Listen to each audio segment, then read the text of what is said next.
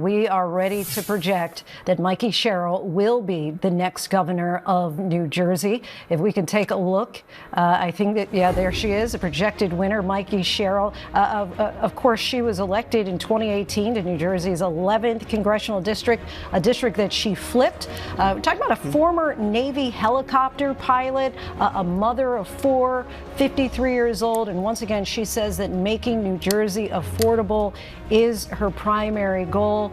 Any surprise here? Certainly, if that margin is anything approaching the final margin, that is a huge surprise. If she wins by double digits, you've got to keep in mind, Ciattarelli lost by just 3 points when he ran 4 years ago. Donald Trump lost by 6 points in New Jersey. If she gets that double-digit margin, I'll tell you what this is. This should be a real warning shot to Republicans, because what Mikie Sherrill did in this race is she made Donald Trump issue number 1, 2, and 3.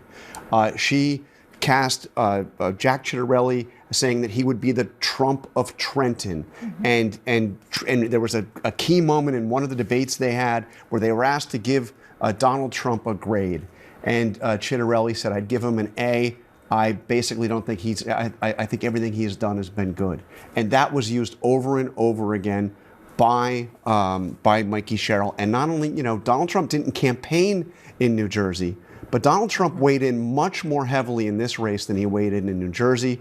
And even today, even tonight, before the polls closed, he was talking up the turnout for Jack Ciattarelli. If this turns out to be not just a victory for Mikie Sherrill, but a big, potentially double-digit victory for Mikie Sherrill, that's a real warning sign for Republicans about the Trump factor. When Ciattarelli ran for governor the last time of New Jersey, he came pretty close, just losing by 3 points. 3 points. So if he goes, and again, in a race where it wasn't just, Trump was out there, this was a central issue for Mikie Sherrill. Some Democrats were worried that she was making too much of an issue out of Donald Trump and that she needed, to focus, more directly and fully on her plans, which she did in her campaign. But she talked over and over again about Donald Trump, and apparently it looks like it was effective. Yeah, Mary, you have to wonder what the Trump administration is thinking here, because as we have heard from some of the Republicans blowing this off as just, oh, these are blue states, they were likely to win, that may not exactly be the answer. Yeah, and so far the messaging coming from the Republican side has been, well, it's poor candidates. Well, that doesn't really apply here when it's someone who the president offered such a full-throated endorsement of. I mean, he's called Ciattarelli, a great guy, a good friend. He was very vocal in his support of him, unlike what we saw in Virginia, where I think it's much easier for Republicans, someone that President Trump didn't even mention her name. It's a lot easier for them to distance themselves. But John is absolutely right. I mean, the margin here, if that's, on track where we're headed, that is, alarm bells ringing for Republicans, because they're looking at this state and wondering, what can be gleaned about whether the gains that Trump made can continue, whether they can grow off of, and sustain the gains that Trump made in 2024. And in a state like New Jersey, where Trump sort of famously made those inroads, what does it mean when all of a sudden you have, Sherrill coming out with this kind of a margin? And I think it would also raise some questions about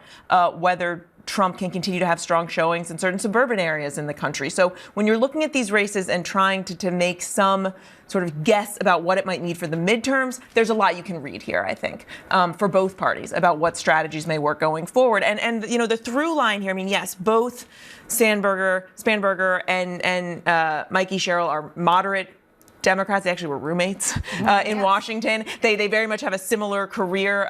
They lean into their bipartisanship. They both ran very anti-Trump campaigns, very different from say Mondami, who's running as this far left progressive Democratic socialist. Unlike these moderate Democrats, the through line is affordability. The through line is the cost of living, and hammering that. In addition to being anti-Trump, it's all about bringing down costs, and that is also, I think, what Democrats, as you heard earlier from Catherine Clark, are hoping that Republicans are paying attention to, especially when it comes to this shutdown fight. And just lastly, it is notable and interesting. The first thing on the president's schedule tomorrow morning is an 8:30 a.m. breakfast with Senate Republicans. Now, we don't know what they're discussing, but certainly it would be hard to imagine that on day 36 and after races like this that you're not discussing the shutdown and whether it's time to maybe address health care given what you're seeing from voters tonight. And just a reminder of what Donald Trump said just yesterday about New Jersey.